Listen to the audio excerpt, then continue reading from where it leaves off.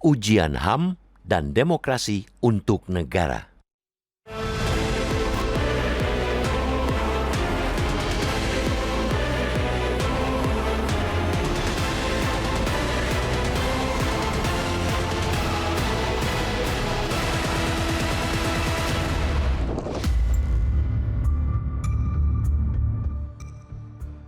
Serangap penyiraman air keras terhadap Wakil Koordinator Komisi untuk Orang Hilang dan Korban Tindak Kekerasan, Kontras, Andri Yunus, pada Kamis 12 Maret malam bukan sekadar tindak kriminal biasa. Peristiwa itu merupakan ancaman serius terhadap demokrasi dan perlindungan hak asasi manusia (HAM) di Indonesia. Tindakan kekerasan yang terjadi setelah Andri Yunus menyelesaikan rekaman siniar di kantor Yayasan Lembaga Bantuan Hukum Indonesia itu menjadi sinyal bahaya bagi kebebasan sipil, khususnya bagi para pembela HAM yang selama ini bekerja untuk kepentingan publik. Oleh karena itu, perintah Presiden Prabowo Subianto kepada Kapolri Listio Sigit Prabowo untuk mengusut tuntas kasus ini patut diapresiasi. Arahan tersebut harus menjadi komitmen nyata bagi kepolisian untuk bertindak cepat, profesional, transparan, dan tidak berlarut-larut dalam mengungkap pelaku serta motif di balik serangan tersebut. Serangan terhadap Andri Yunus yang mengakibatkan luka bakar hingga 24% pada tubuhnya menunjukkan bahwa ancaman terhadap aktivis masih nyata. Padahal, para pembela HAM menjalankan peran penting dalam menjaga keseimbangan demokrasi.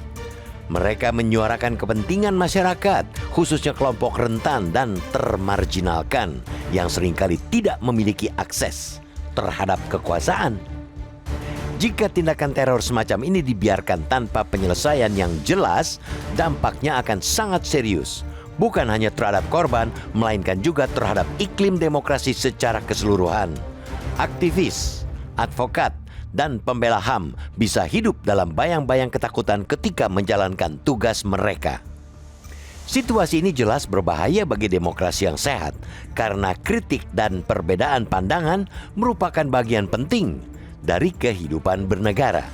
Negara memiliki kewajiban konstitusional untuk melindungi warga dari rasa takut dan ancaman kekerasan. Hal ini ditegaskan dalam pasal 28G Undang-Undang Dasar 1945 yang menjamin hak setiap orang atas rasa aman.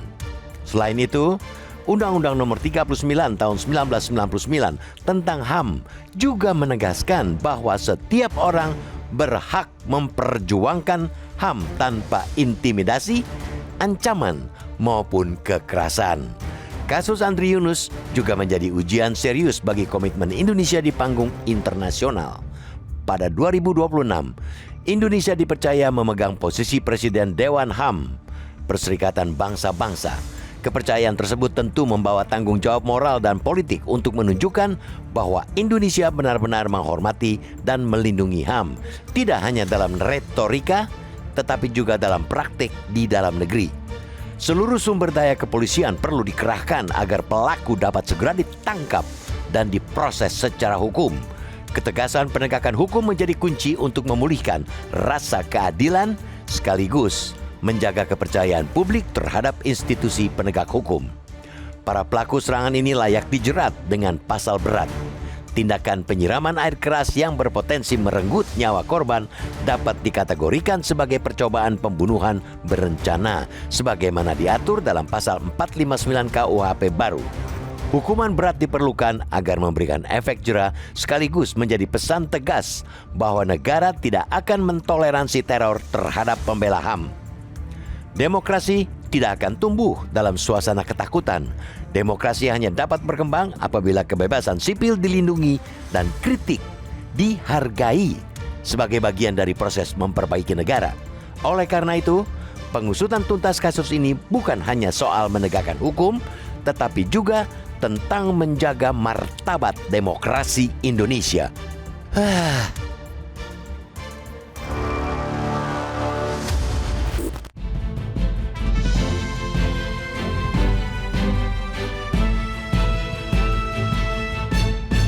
Jelajahi cara baru mendapatkan informasi. Download Metro TV Extend sekarang.